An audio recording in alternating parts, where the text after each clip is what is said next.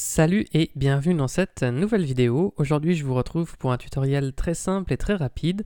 On va voir comment faire pour créer un texte comme celui-ci, donc avec un contour et une ombre marquée. Donc c'est parti, on va créer un nouveau document. Si vous voulez faire un test, je vous invite à reprendre les mêmes dimensions que moi parce que je vais mettre des valeurs en pixels sur certains effets et ça aura une incidence sur le rendu. Donc je vais faire un document de 1280 pixels par 720 de hauteur, 300 pixels par pouce, couleur RGB, 8 bits. Contenu de l'arrière-plan, il sera blanc. Et je vais faire créer. Ensuite, je vais prendre donc l'outil texte et je vais écrire mon texte. Donc je vais écrire le mot ombre. Alors je l'ai écrit avec une typo. Là, je suis en blanc. On va mettre par exemple une couleur fantaisiste pour le moment. Admettons qu'on mette du rouge. Alors, regardons un petit peu la typographie et les réglages du caractère que j'ai choisi. Donc, vous pouvez ouvrir le panneau caractère en allant dans Fenêtre et vous choisissez caractère. Alors, je vais me mettre sur la typographie Fredoka One. Je vous mettrai le lien dans la description si vous voulez tester avec cette typographie. Je vais me mettre en mode régular. Donc, c'est le seul qui est disponible. L'espacement des caractères, il est peut-être sur 0. Je vais mettre 50. Comme ça évitera que les ombres de chaque lettre se touchent. Ici, j'ai coché la case tout en majuscule et ce sont les seuls réglages a priori qui sont intéressants de modifier. Ensuite, je vais simplement donc centrer mon texte. Voilà, à peu près.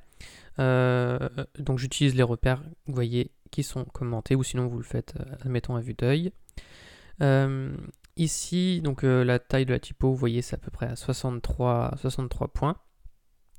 Et maintenant, je vais pouvoir passer à mes réglages. Donc, ce que je vais faire, c'est que je vais aller dans les options de fusion ici. Donc, je vérifie que c'est bien mon calque. Je fais annuler. Je vérifie que c'est bien mon calque texte qui est sélectionné. Je vais dans options de fusion. Et je vais commencer par mettre un contour. Donc là, je clique sur contour. Je vais me mettre en position extérieure. Là, je vais mettre du noir. OK.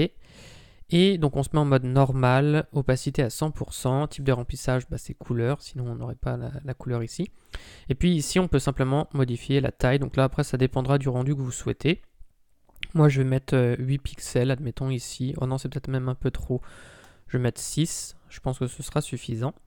Je vais faire, alors pour la couleur, on pourrait faire une incrustation couleur ici directement, ou sinon on n'est pas obligé de le faire ici, je peux faire OK, et je peux simplement, vous voyez, remettre la couleur ici et mettre du blanc. C'est l'option que je vais choisir, je vais mettre du blanc ici, donc directement dans la couleur de texte. Donc si je masque mon effet, je vois plus ma lettre, tout simplement parce que j'ai juste du blanc. Donc je double-clique ici sur le contour pour réaccéder à mes styles de calque, et je vais ensuite cliquer sur ombre portée. Alors là, je vais restaurer les paramètres par défaut.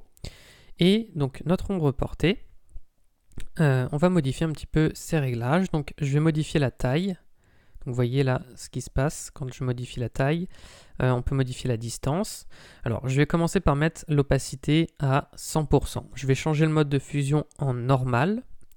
Et je vais modifier, c'est le grossi. Vous voyez, le grossi, je vais le mettre à 100%. La taille, par contre, je vais la réduire.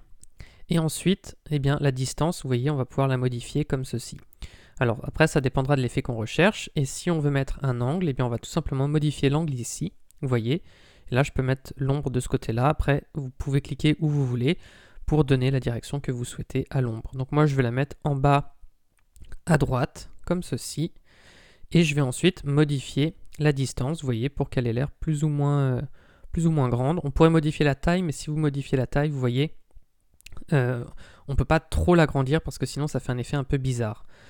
Donc la taille, je vais plutôt la laisser à 0 et je vais juste modifier la distance ici. Et j'appuie ensuite tout simplement sur OK pour valider. Donc là j'ai mon effet qui est apparu. Simplement si vous voulez changer par exemple la couleur de fond, parce que là on est sur du blanc. Admettons que je veuille une autre couleur, je vais me mettre ici sur mon calque arrière-plan, je vais créer un nouveau calque de couleur unie, donc je clique sur cette icône, couleur unie. Et là, admettons voilà, qu'on ait du bleu comme ceci, je fais OK. Alors on pourrait choisir de laisser la couleur de fond blanc ici dans notre texte, mais si jamais on veut que la couleur de fond soit la même, que ce soit la même couleur de fond pour notre typographie et pour le fond ici, eh bien ce que je peux faire, c'est cliquer sur mon calque ombre ici, donc mon calque de texte, et Le fond ici, donc vous voyez, il est à 100%, je vais le mettre à 0. Et là, comme ça, vous voyez, on a quand même nos effets qui sont préservés. Et en même temps, on peut voir le fond. Et si je change la couleur ici, vous voyez que ça sera modifié en temps réel. Voilà. Donc, et ben voilà, c'était tout pour ce tutoriel. J'espère que ça vous aura plu. Si c'est le cas, je vous invite à mettre un like et à vous abonner à la chaîne. Et j'en profite aussi pour vous dire que j'ai créé une formation de 3 heures pour vous aider à maîtriser les bases de Photoshop. Donc si ça vous intéresse, vous avez juste à cliquer sur le lien qui est dans la description. La formation est offerte. Sur ce, moi je vous dis à bientôt pour de prochaines vidéos. Salut!